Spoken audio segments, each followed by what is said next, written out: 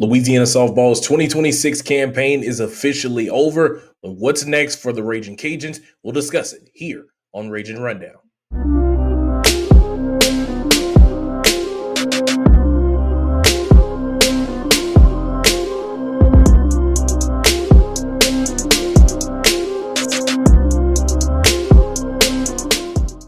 What's good, ladies and gentlemen, and welcome into another episode here on Ragin Rundown, the show where you will know all things UL sports. I'm your guy, Jamarcus Fitzpatrick, but you know you can always call me Fitz. And in today's rundown, we will be discussing Louisiana softball's season-ending quarterfinal loss to ULM in the Sun Belt Conference tournament. And then we'll look ahead towards 2027 and how this team can turn the page and get back on track to the standard that this program has been so accustomed to. So as we always do, we'll go through game flow. We'll talk a little bit about some of the main things that happened in this game. We'll also hear from Coach Habits after the game, and also as we look ahead towards the future.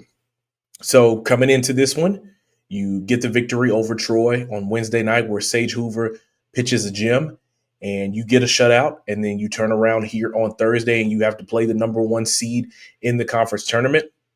Earlier in the day, we had seen Coastal Carolina have some magic happen at the 10th seed where they were on the outside looking in at one point. They eventually turned it around. So now you're trying to be the next team to create some magic as well. And things just didn't go in your favor for that to happen. You'd end up losing this game 3-0. Let's talk about exactly how it all went down. So to start off, Louisiana comes out the gate. Mia Lascano gets a single. Brooke Otto is hit by a pitch. So now you have two runners on with one out. This would be a common theme throughout this game. Leaving base runners stranded. You'd end up leaving 5 runners on base. This inning, another one late in the game, you had 2, and then a single runner stranded at one point as well. That would be a common theme actually for both teams, as ULM would leave 10 base runners stranded. So this game could have been completely different if everybody would have had more timely hits. But for you, Louisiana specifically, you don't capitalize early. You had 2 runners on, 1 out, and you couldn't capitalize on that. You were leaving runners on base. You were getting weak contact. You were grounding out quite a bit throughout this game. You just weren't able to create pressure and make it difficult for ULM in this scenario as the number one seed. You made them sweat just a little bit early on because they weren't driving in runs, and neither were you. But because you didn't apply that pressure, you didn't create that energy similar to what you did against Troy the night before, it never was a high-pressured situation for them.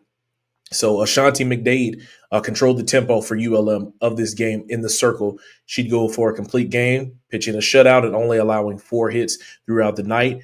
The Cajuns looked tight kind of offensively, and they really didn't seem like they were able to really figure out what she was giving them and in terms of the pitches that she was throwing there at the plate. And it's just something that we'd seen them have a lot of explosive moments throughout the season, and for them to not be able to come up with what they needed in this moment was kind of taking me especially aback a little bit, thinking that maybe they'll have that one big hit, because we've seen they'll have a middle inning where they'll score 4 runs, or they'll catch fire late in the 5th, 6th, 7th inning, and it just never seemed to materialize. Bethany Noble pitched extremely well for you early on. She got the start for you. She worked through traffic in a lot of instances. ULM stranded runners in multiple innings, like we said earlier. The defense helped keep the game scoreless for you, and the atmosphere was always electric, as it has always been for them throughout this season and historically as well. The Cajuns were still alive entering the 5th inning. One swing could have honestly changed this game altogether, but again, McDade made it tough for you to get anything going at all. And then the 5th inning comes along, and that's where the momentum quickly shifted in this game, and it was the turning point. Karis Platt for ULM gets a bunt single. A throwing error happens by Haley Hart. That moves a runner into scoring position. A pitching change happens with Julianne Tipton. And then eventually, I believe it was a runner on 1st and 3rd. You get an RBI fielder's choice. That drives in a run. You get a sac fly. That makes it 2-0 ULM. And suddenly, the pressure is on you. You're the underdog. It's the fifth inning. You haven't been able to get that timely hit to drive in a run, and now you're down 2-0. Now, that's not anything different that you haven't faced throughout the season, but it's a little bit different pressure when you know if we don't get this one, then our season is over. So the defensive mistake, you had one there earlier in the game, and then you have one here in the critical fifth inning. It caught up to you at the worst of times. ULM was able to execute the small ball just a little bit better, and they executed being able to drive in a run by any means necessary with the sac fly. And emotionally, the Cajuns were never really able to respond from there. The sixth inning, Megan Brown would push things forward 3-0 as she gets an RBI single, and the Cajuns left more runners stranded. So only 4 hits on the day, no walks, only 2 strikeouts, but just weak contact, everywhere as you would ground out multiple times throughout this game. And this one really just felt symbolic of how this entire season has kind of gone for you. You were inconsistent offensively. When you were good, you were great. But when you aren't able to get it going, you have instances like what this one would happen. Pressure moments happening and you weren't able to capitalize on it. And those mistakes coming and rearing their ugly head in this one. And you see flashes of talent, but you're not able to get sustained execution. Those are the things that happened in this contest. After the game was over, Coach Habits was visibly frustrated, emotional. This is her alma mater that she's coaching, and for the second year in a row, her team is bounced out in the quarterfinals of the conference tournament, and even more so now you've done it in this year. It was at home against your biggest rival, who historically you have beaten throughout history. And now they've had a really good regular season, winning the conference regular season championship. And now they're on pace. They're in the semifinals going forward to win both the regular season and conference tournament. So it stings even more so. I asked Coach Habits a little bit about how that feels, knowing that she is losing to a rival, and knowing that also that those small things could have made all the difference in a game like this. And her answer was really telling, knowing that pressure is a privilege, but that if you're not able to make these key moments, then it's always going to be difficult for you to be able to pull out the victory. It's kind of like a blessing and a curse, right? I mean, that's kind of what you want in postseason. You want it to matter, and we just have to execute on those plays, or we have to get a timely hit, and unfortunately we didn't do either today. I thought the pitching was good enough for sure. The pitching definitely gave us a chance to win, but again, the margin of error, you're right. I mean, it's not like the defense did terrible. It's just comes down to just a few plays, but again, we have to be able to score runs too. We have to be able to make adjustments at the plate, and we weren't able. So you heard her there. The defense did not play bad, and your pitching was good enough for you early on, but ultimately you weren't able to get that timely hit. You found yourselves down late in the game and not able to answer and to respond. And now all you can say is that your season is over. You finished the year 29-27, which is eerily similar to what your season record was when it ended in 2025. And now all you can look towards is the future, which the future does look very bright. And we're going to talk about that after I take this quick timeout. We'll come back. We'll discuss about what the Cajuns have coming back on their roster, what they're losing, some of the players that will be coming in, and what this team could potentially shape out to be. We'll discuss it all when we come back here on Ragin Rundown. Hey guys, thanks so much for tuning into another episode of Ragin Rundown. We're going to get back into the action in just a second. But before we do, please do me a favor. If you're watching on YouTube, like this video, share it, and leave a comment down below. But most importantly, make sure you're subscribed to the channel. If you're listening, follow the podcast feed, rate the show, and leave us a review, because that's going to help us get in front of more Ragin Cajun fans just like yourself. So Louisiana finishes their 2026 campaign, and now all they can do is lick their wounds and look forward to 2027. Um, Coach Habits, I did also ask her about how motivated did she feel right after this. She talked about how she was ready to get to work immediately. And there was one particular thing that I noticed that she mentioned. She talked about a handful of players, and she mentioned about how things have now been laid for the future, how things have kind of been set out as a foundation for what could be ahead for this program. It's about a 50-second soundbite. I'm going to play it for you in its entirety, and we'll come back and we'll talk about it. Throughout the season, it's not like I was looking ahead, because I was waiting on this team to perform like it did last night because I knew they had it in them, But it's like like I know we're better, and I know we're gonna only get better with the kids we have coming in, and and the base that we have. You have Haley Hart, who's the Sunbelt Freshman of the Year. You have Brooke coming back, you have Marceau coming back, Lascano. So we have a lot of talent coming back, and I think last year we lost a lot of seniors last year. So the leadership, all the things, it's like we didn't have really a stable base, I guess. We had to almost begin again this year. But next year I see more of a stable base that we can lean on and grow from, and mostly leadership emerging and teaching them how to be leaders and accountability and all those things. And that takes time.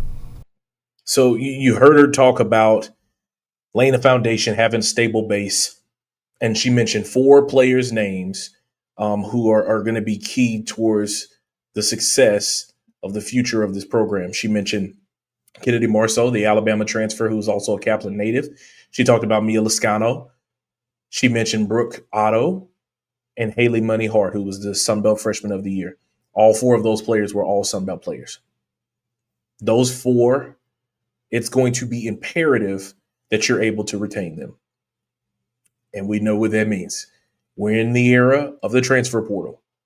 You're going to have to hold the rope to bring these 4 young ladies back into your program to set the foundation of what you want to have, to understanding the standard, to holding each other accountable, for knowing what it's going to take, the extra amount of work that you're going to need to be able to get over the hump, not just getting past the Sun Belt Conference tournament, not just getting past the quarterfinals, but to be able to raise the trophy again, to win the regular season crown and to win the tournament and get back atop where this program once was. Hosting regionals, playing in regionals, winning regionals is what they're aiming towards. So those 4 players are going to be imperative towards the success of the program. And then on the back end, she said it is going to take time. And I've talked about it a ton on this show, that I know right now we are in a microwave era. And I know right now everyone wants this team to win 60 games, 70 games, or however many you can win and never lose a single game, win a national championship. But that's just not the case every single time. You look back to what this program was when Coach Habits inherited it. Coach Glasgow leaves, goes to Texas Tech, and he brings the players that he had recruited with him to Texas Tech, the Maya Davises, the Chloe Risettos, the Alexa Langliers, the Lauren Alres, the Victoria Valdez. Those players, the majority of the best players that you had on your team, he takes that with you. So Coach Habits has to come together and try to field a team, quickly come in and work to field a team that would be good enough to compete. They go in and they have a okay season, very similar to this one. Now here in year 2, she had mentioned in this press conference as well that she felt like they underachieved. And I would have to objectively agree with her, because with the record that they have, it hasn't been what they expected. Offensively, we had talked about it a bunch of times that this team was going to be really, really good offensively, as long as the pitching would be able to sync up with it. And we would see times that the pitching would be really good and the offense wouldn't sync up with it. So there were so many inconsistencies. So now she has found a solid foundation of players for her. I've named those 4 players for you.